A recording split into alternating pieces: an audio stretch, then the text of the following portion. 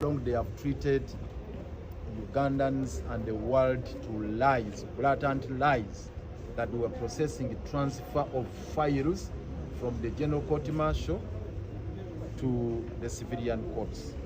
You can now attest to the fact that what has happened today are just fresh charges. It's a fresh charge sheet.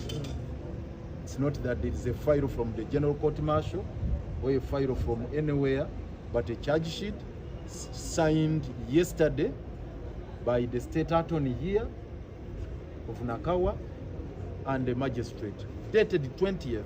So there was no process of transfer. That was a lie. And our contention is, if indeed this is what they intended to do, they would have done that long ago. At least after the 31st of January, when the Supreme Court pronounced itself on the matter, they should have done it within 48 hours in accordance with the Constitution. Why did they have to wait this long to violate Dr. Besigye Rutare's rights, to keep them under illegal detention for over 2 weeks, now almost 3 weeks. 3 weeks of illegal detention. It's an absurdity, it's a travesty, and we condemn that conduct in the strongest terms possible. But now going forward, yes, we have processed the bail application. Unfortunately, again, the prisons authorities have defied the directive of court to allow us. They have defied the instruction of the court to permit us the opportunity of having these papers signed by Colonel Dr. Kizza and Obed from here, because we had come with our commissioner for oath. We have our bail application prepared, and the stamp for the commissioner for oath is here. The commissioner for oath is around. So we came prepared for all that to expedite the processes of filing the application so that we can secure the liberty of Dr. Besigye to be able to get medical treatment. Unfortunately, the prison authorities have remained stubborn, adamant. They have refused. So we have no choice but to take these papers to Luzira.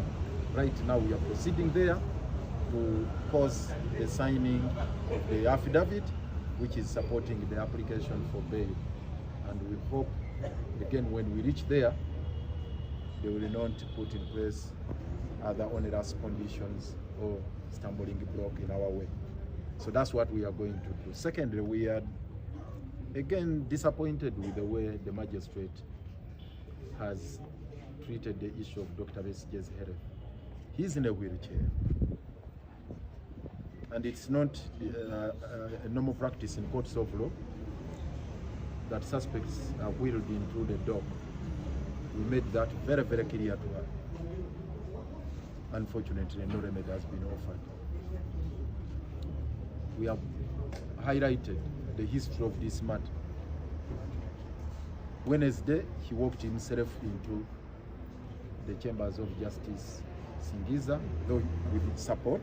Of course, he had support from the prison's authorities. Yesterday, he could not be brought to court at Uganda Road, and the magistrate was constrained to stay the proceedings for 60 days on that account that doctor was too ill to stand trial. Today he's brought in a wheelchair, and we have asked, do they want to see him in a coffin tomorrow? And the Constitution grants all these rights. Look at Article 23. Article 23 is very, very clear. An accused person who is in detention has got a right to get medical treatment from a private facility at their own expense. And Dr. Besigye was ready to meet the costs. What is the fuss about keeping him there without according him this right to access medical treatment from a facility of his choice? And we advised they could guard him from there. Unfortunately, again, there was no intervention made. So we are just going to expedite the processes of bail going forward, and the application we have to file it in the course of today. So we are dashing now to Luzira to cause the signing of the affidavits then we come back and file the application in the High Court so that we can get an earlier date for the disposal of the same. Together, such that if we see a brother suffering, we sit down and see how to settle certain things and certain issues without fear or favor. So I came here because I have been hearing the cry. I had not seen him, but unfortunately I have seen him in a wheelchair and his health is deteriorating. It would be better we come together because we are all human beings. Let the medical section do its work. Then the law do its work. The church does its work. That's why, because we have to cater for our brothers, and our motto as a church is we have been anointed, and this anointment is to set free those who are being trampled on, not just keeping quiet and praying. Our prayer should be active, to go with the works, as I have come to see, because I have been hearing. This is one way of witnessing and seeing how our brother together with others are being treated. So for me, my coming here and our coming here is to pray for each other and to practice justice. Let justice take its course so that we move together and we live together. Thank you very much, and I wish you all the best, but above all, to pray for our brother who is suffering. Thank you very much.